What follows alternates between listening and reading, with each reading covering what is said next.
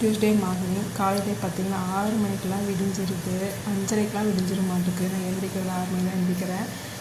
சூரியனே வந்துருச்சு. அதுக்குள்ளே பார்த்திங்கன்னா ஒரு பக்கம் சாதம் வச்சுட்டு ஒரு பக்கம் பருப்பு வச்சுருக்கேன் சாம்பார் வைக்கலான்ட்டு. வெங்காயம் தக்காளிலாம் வதக்கி விட்டுட்டு முருங்கைக்காய் பீன்ஸு கேரட் போட்டு தான் நீ சாம்பார் வச்சுருந்தேன்.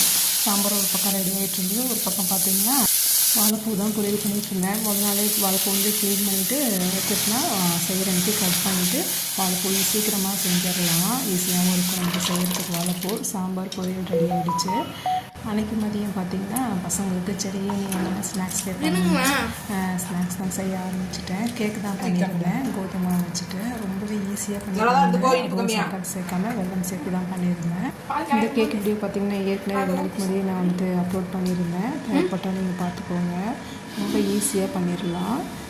பசங்களுக்கு சாயந்தரம் நேரத்தில் டீ டைம் ஸ்நாக்ஸாக கூட கொடுக்கலாம். ரொம்ப விரும்பி சாப்பிடுவாங்க.